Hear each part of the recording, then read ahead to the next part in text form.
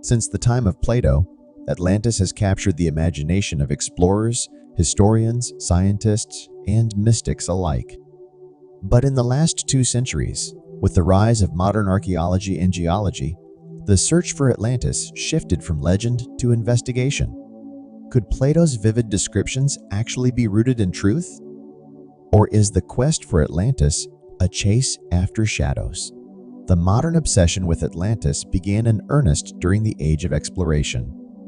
As European powers mapped the oceans and discovered the ruins of forgotten civilizations, many began to wonder, had Atlantis simply been lost to time, waiting to be uncovered beneath centuries of earth and sea?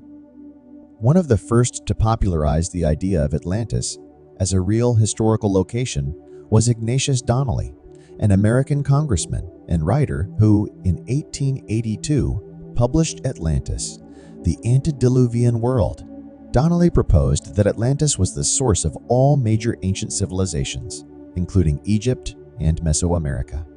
He believed it sank in a great flood around 9,000 years before Plato, matching Plato's own timeline. Though Donnelly's theories lacked scientific rigor, they ignited a wave of popular interest and opened the door for countless investigations.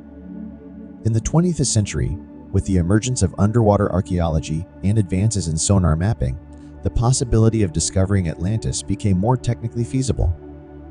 Expeditions set off across the Atlantic, the Mediterranean, and even the Caribbean in hopes of finding sunken cities that matched Plato's descriptions.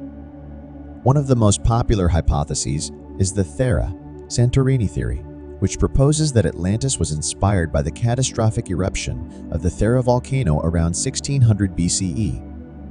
This event wiped out large parts of the Minoan civilization on the nearby island of Crete and created tsunamis that devastated surrounding coasts.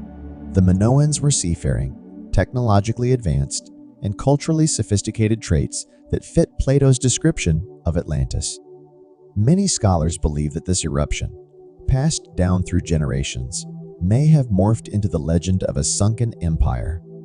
Another contender is Tartessos, a wealthy and enigmatic city in southern Spain. Ancient Greek and Roman writers referred to Tartessos as a land rich in metals, culture, and trade, and some modern researchers argue it was the inspiration for Atlantis. Excavations along the Guadalquivir River have uncovered evidence of Bronze Age settlements that may match some aspects of Plato's geography. In 2009, a team led by archaeologist Richard Freund used satellite imagery and ground-penetrating radar to investigate marshlands near Duena National Park in Spain. They claim to have found evidence of structures resembling Plato's concentric rings. Although the findings remain controversial, they reignited debate about the plausibility of Atlantis being located on the Iberian Peninsula. Meanwhile, others continue to look beyond the Mediterranean. Some researchers point to the Azores, a group of volcanic islands in the middle of the Atlantic.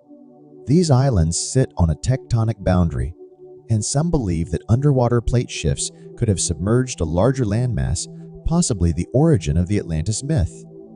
However, geological studies have found no firm evidence of such a continent existing in the time frame Plato described. Even more speculative are claims about Bimini Road in the Bahamas, a submerged rock formation that some assert is man-made. Discovered in the 1960, the site sparked excitement among proponents of Atlantis in the Caribbean theories, especially after Edgar Cayce, a 20th century mystic, claimed Atlantis would be found in that region. However, geologists generally agree that the Bimini structures are natural formations shaped by erosion and tides. While traditional archaeology has found little direct evidence of Atlantis, the digital age has brought new tools to the search. Satellite scanning, LiDAR, and deep-sea mapping technologies have revealed hundreds of previously unknown ruins and geological anomalies. Though none have confirmed Atlantis, they do show how much of our planet, especially its oceans, remains unexplored. Some researchers now approach Atlantis not as a single city, but as a mythological composite woven from multiple sources. It may reflect memories of ancient floods, tectonic events, or forgotten cities stitched together over centuries. Others argue it was purely a philosophical metaphor, Plato's ideal city, corrupted by hubris and punished by nature. Even within academia, there are debates. Some classicists argue that Plato intended Atlantis to be entirely fictional, a tool to illustrate moral decline and the contrast between ideal and corrupt societies. Others point out that Plato often combined fact and myth, and that his works draw from earlier Egyptian and Mesopotamian traditions. Recent discoveries in places like Göbekli Tepe, Dorka, and Doggerland have challenged previous assumptions about the timeline of human civilization. These findings suggest that complex societies may have existed earlier than once believed, giving a sliver of hope to those who think that Atlantis, or something like it, could one day be found. Ultimately, the quest for Atlantis is about more than archaeology. It's about the human longing for origin stories, for lost wisdom, and for understanding how civilizations rise and fall. Whether Atlantis lies beneath the sea, in the pages of philosophy, or in the imagination of humankind, its legacy continues to inspire exploration and wonder.